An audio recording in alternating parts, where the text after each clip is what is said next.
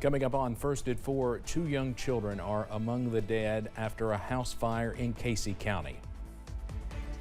And with the snowy and cold weather over, at least for now, students in some school districts have finally returned to the classroom. Plus, rain chances are set to increase for the weekend. Your first alert forecast on the way as Mountain News First at 4 continues. Mountain News First at 4 continues. 4 people, including 2 small children, are dead after a house fire in Casey County, not far from the Pulaski County line. A mother and her 2 children, ages 2 and 1, died along with the mother's boyfriend. WYMT's Phil Pendleton spoke to relatives about the tragic loss.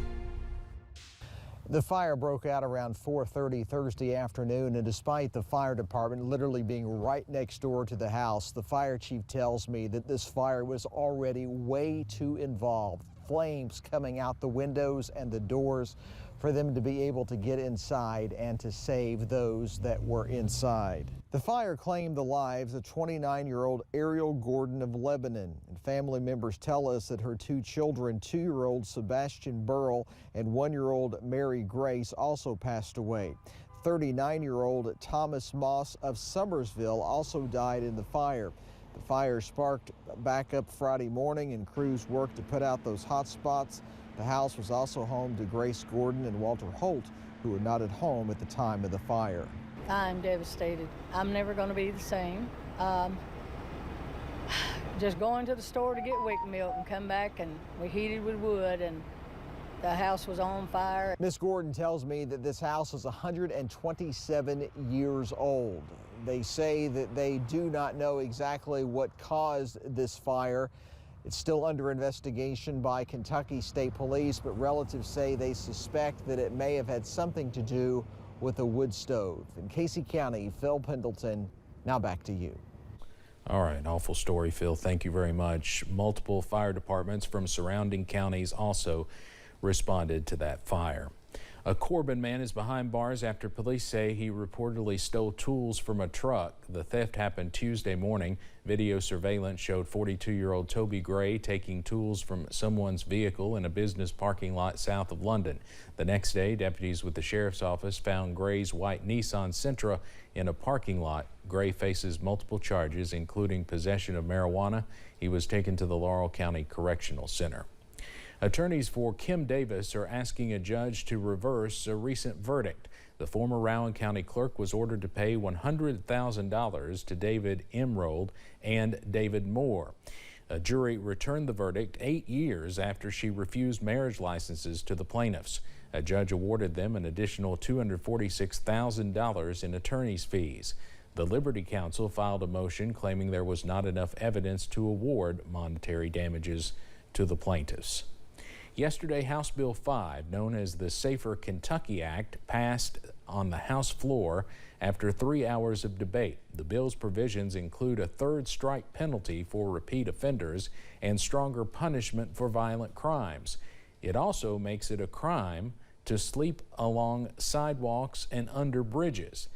And the bill has drawn some controversy, with some, including Democratic Representative Chad All, saying the bill does not address the root causes of unsafe communities. So if we want to really make our communities safer, we need to start addressing the reason and the root cause of crime, give people an opportunity to earn a living wage, and pull our people out of poverty so it makes our community safer.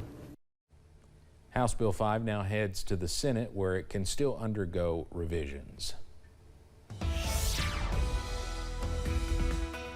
We are tracking some dry and mild weather across the mountains on this Friday afternoon. Let's take a live look across the region, and as you can see, some peaks of sunshine in some areas from the London Corbin Airport, also from Buffalo Mountain. You can see some sunshine back in the distance. Those temperatures also well above average on this Friday. Most of us right now in the upper 50s to middle 60s, up to 64 in Manchester, also Harlan, 61 for Pikeville, and 59 over in London. So once again, we stay mild as we go into this evening. Up on on the radar. We are dry, and that will also continue into tonight. But notice as we zoom out, we are tracking some more showers off the Gulf Coast that will continue pushing off to the north and east. So more rain chances are on the way as we go into this weekend. Now, some good news, no severe weather tomorrow, but some heavier pockets of rain are possible. And as that cooler air rushes in by Sunday, also on Monday, watching out for a little bit of wintry mix or snow showers. No big impacts as temperatures are above freezing, but a busy weekend of weather is on the way. More details coming up in just a few minutes. Steve? Cameron, thank you. It was the first day back in the classroom for students in Letcher County following last week's winter storms. WYMT's RJ Johnson spoke with one principal about how being away for so long affects them. After more than a week at home and snow causing hazardous travel conditions, students in Letcher County have made their way back into the classroom. Oh, it was so good to see that we were on a regular schedule today. You know, last week we had 2 winter storms, and that was tough to travel, and so we missed, you know, I guess 8 days of, we had NTI instructional days. Letcher County Central High School Principal Dr. Scotty Billiter says by using NTI days, students were able to continue learning from home. I think it is important that we have those. It's better than having than nothing. It's a way of keeping connected. You know, students have the opportunity to go in and do their assignments and also to check in with their teachers. Our office staff, we report to school each day. We're here answering phones and meeting any needs that need to be met on our end of it. He says teachers and staff are continuing to help catch students up on their work. Today, our teachers are starting to work with our students to sort of bridge that gap. I think, you know, NTI was, it's good for what its purpose is, you know, rather than just having no instruction at all going on. We still make connections at home, but our teachers today they're starting to work back with our students. Dr. Billiter says while it wasn't ideal, they're happy to be back inside of the classroom and back into traditional instruction. In Letcher County, RJ Johnson, WYMT Mountain News. Dr. Billiter says the day has been a busy one. However, they are looking to stay on track for the remainder of the semester. Governor Andy Beshear has announced the next step toward completing the expansion of the Mountain Parkway. It received federal approval of the Supplemental Environmental Assessment for public review and was signed by the Federal Highway Administration. That means the 13-mile project segment will connect Salyersville to Prestonsburg. Coming up as First at 4 continues, a first-of-its-kind execution in Alabama last night. A convicted killer put to death using nitrogen gas. Plus, enjoy the dry weather this evening because more rain chances are on the way by this weekend. Timing out those showers after this break.